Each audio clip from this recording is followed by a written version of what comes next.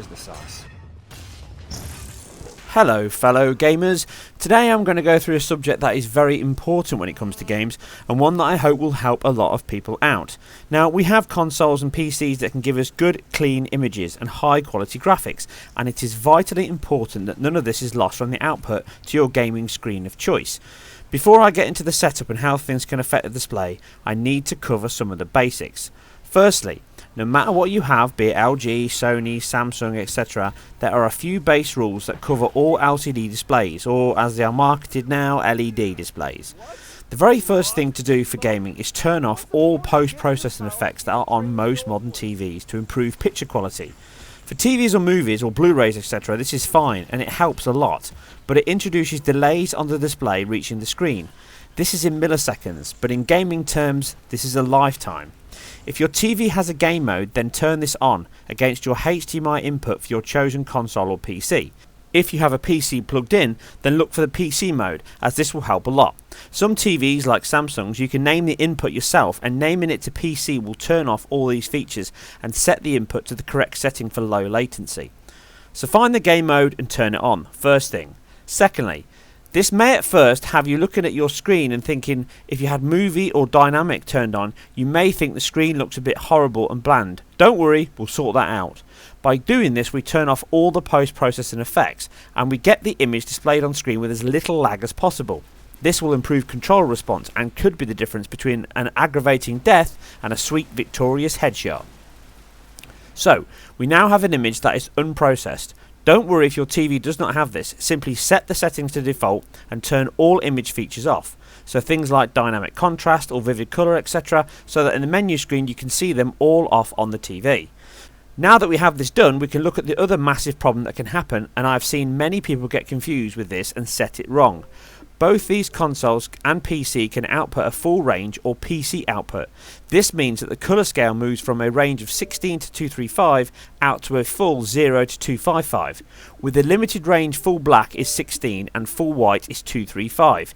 If you have a console or PC set output, full range RGB, or PC on Xbox One it's called, and it's called full range on PS4, and your TV does not support it, you'll end up with an image that will have crushed blacks and bleached whites. Now, what in the hell do I mean by this? Well, this is simply because your TV will ignore anything outside of the smaller range mentioned, so the depth and colour is lost. This is where many people get this wrong, as they think that setting this to full will improve the picture quality no matter what your TV accepts, but this is wrong. A full range is not better on a TV that is limited only, as the TV is set up for this, and so long as you set it correctly, you will have the same and the best colour levels and image for your TV.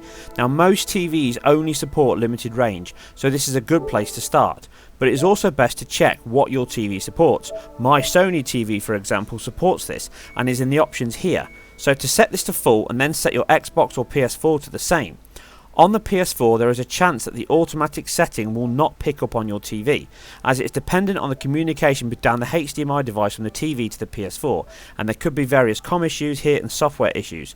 To be safe, if you know that your TV supports full, then set it to full. If you don't, then set it to limited. But don't worry, I'll show you how to check this if you're not sure, like my LG TV here, which only supports limited range. What happens if you set it wrong? You get an image like you see here. You can see the image is too dark, detail is lost, and you then overcompensate on your TV settings by increasing contrast and brightness, just making your TV work harder and giving you a much poorer image. Set it right and it looks so much better, as seen here. You can see the detail return and the colour levels are correct and balanced, giving you a clear and more accurate display and allowing you to set everything else correctly. See the difference here with the dark scene like Metro being a great game to show how bad it can get if you set it wrong. Look at the paper and the leaves on the plant, all lost with the wrong setting. And as I move to the correct setting, you can see all of that detail come back and how it's set correctly. And this is what we need to achieve. Now, brighter scenes are harder to notice. Like you see here on Forza 5, it just amplifies any dark sections of the screen. So you may have it set wrong, and because the menu or the game you were playing at the time was quite bright, you may not notice this. So to be sure, just check it and see. Now, to see if you've got your TV to support full range or not, I have included a set of images below if you have a PS4. If you have an Xbox One, you can check through with a built-in TV setup function on there, which I've used the images from here because they are the best images to set up for games. Unfortunately, if you have a PS4, it's a little bit more complicated. What I've had to do is put the images on the website. So if you look at the video below in the information, you'll see all the images that I'm using here. Simply go on your PS4, open up the web browser, browse to this page in this video, open the browser in full screen mode on the PS4 by pressing the square button, then simply click on each of the images as I explained through this video and follow the instructions by using the image on your PS4 to set all of them and use them as your guide. The only exception to that on the PS4 is the range check, which you're going to have to download the image onto a USB stick and stick it in your TV, because unfortunately the PS4 doesn't allow you to view photos like you could on the PS3. Simply download the image below called RGB check, stick it on a USB and bung it into your TV's USB slot and check it from there. Then take it and set the brightness as high as you can go. You should then see 28 boxes on the screen. If you don't see them, or at least you don't see the top row, then your TV is most definitely a limited setting. If you do, then you need to just adjust it back down and then follow the rest of the instructions on the video to set the TV up correctly. If after this test you've proved it is limited, then set it to limited. If it's full, then set it to full. The only other way, if you can't download this and stick it on your TV's USB slot, is to take a game, go into a dark section of that game and flick your console over to full, i.e. PC or full based on Xbox One or PS4. If it looks crushed and black like you see above, then most definitely your TV is either limited or it's set to limited. So the best option at this point is leave it at limited. Now if you set it the other way around and you've got your TV set up to full and your console set to limited, what will happen there is you'll end up with a very washed out and kind of grey looking blacks. That's not as bad as the other way around, but it still isn't great, so this video needs to be followed to make sure you've got everything set up correctly. On Xbox One, this will be PC for full and TV for limited. If it's PS4, then set it from full to limited. With this all done and dusted, you can then move on to following the rest of the instructions on this video. Then, simply open the first image entitled Range Check, and you will see an image with an open eye and a closed eye as shown here. With all the features I mentioned above, simply set and adjust your TV brightness as full as it can go so you can see the closed eye and open eye. Then adjust the brightness back down until the closed eye at the top just disappears from view in the black background. Just as it disappears, as soon as it does, stop moving the slider.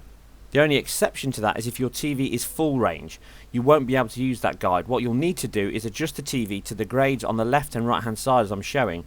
The black banners at the top, the very last one and the penultimate one, adjust the darkness down until you just nearly lose sight of the penultimate band merging into the last band. When it does, give it one click back up on brightness and that should set you right. The other thing is to make sure you have the full screen display. Now most TVs have this full or just scan option set on the picture settings. So to set it to the correct level, open the image entitled Screen and Sharpness. You should see the green border or at least the blue border touching the edge of the screen. If not, then flick through your picture size settings until you get the green or blue border touching the edge of the screen on all sides. Now leaving this open, we need to set the sharpness. Look at the text and the lines and set the sharpness down until it blurs. Then adjust the sharpness back up until the blurring has just gone. Stop as soon as it gets to the point of being sharp. This will be a lot lower than many people set their TVs to, and it's a common mistake to over sharpen an image. And I've seen many people do this. If you set it too sharp, you get a halo effect and ghosting on image and thin lines, which is bad, and it will highlight any aliasing of a game and image and make it look worse. You want the picture sharp but solid and not blurry. Adjust from the blur until the text appears crisp, but stop as soon as the text does. Do not keep going further up the sharpness range. Once this is done, close the image. And now open the colour image and you'll see a chart of colours. Use this chart to set the overall colour level until all colours are clean and bright with no bleeding into the next colour. Now red is the most likely one that you will see this on. All edges of colours should be clear and defined. If all are and the red is a little higher, or maybe the blue, if your TV has an RGB balance level, go in there and set the relevant colour that's causing you issues to a slightly lower level and see if that improves the image. But most of the time you should get this right by just using the colour level. Now open the image entitled Contrast. What you'll see is an open eye again and a sun. The sun will again be hard to see, but as long as you've got your range right from the previous brightness, you should be able to bring your contrast all the way down until you see the sun, and you'll always see the open eye. Bring the contrast all the way back up until the sun just about disappears from view, or is nearly disappearing from view. As before, on full range, use the banners at the top and the right hand side and do exactly the same thing as brightness to match the last two bars, so they nearly merge. Finally, open the final check image and just check that the whole TV is correct. Between the marks of the black to white banding, you should see each shade divide clearly. Don't worry outside the markers, as this is for full range TVs only. Also check that the open eye can be seen and the closed eye is invisible as per the first setup. If you have an Xbox One, you can then follow these on screen from the TV setup on the options on the console dash, and it will follow the same instructions either on screen there or what I've given you here. I have mimicked this here because it's the most simple and solid set of images to test and configure your TV on for gaming. Now remember, all these settings are just for games. They will not look right or normal on TV or movies, so make sure if you use your TV for both, you have a memory setting for this. Now most TVs now can assign a setting to each individual input method. If not, you may have to compromise this afterwards to get to the mean ground, as TVs and movies need different settings to games, I'm afraid. You can probably get away with it by leaving this as your custom setting and moving over to movie or dynamic for when you're watching TV. But hopefully, like me, if you've got a dedicated TV, you can set it correctly, or if it's got a dedicated input, you can simply set and forget. Now with all of these set, you should have the fastest response your TV can give, and control is important for both single player and multiplayer alike. It should give you great solid colours, perfect contrast and brightness, giving you the best visual image overall and showing off those lovely graphics as the developer intended. Now I hope this video helps you and I've not made it too complicated. Please comment below and give me any feedback if this helped, or if you have any problems with this, or where I can help you even more. If all of this has worked out for you, you should now have the best quality display possible for your TV, your eyes and the environment you watch it in.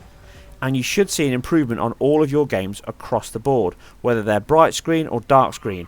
Hopefully my advice and tips have helped, and these settings have helped you get the best out of your TV, your games console or PC. As always, if you enjoyed this or any of my other content, then please subscribe, as it means a lot and I really appreciate it. Like if you did, and be sure to check out my other videos and all my new stuff to come. You guys and girls take care, and hopefully you'll see me a little bit cleaner and crisper next time, and I'll see you on the next one.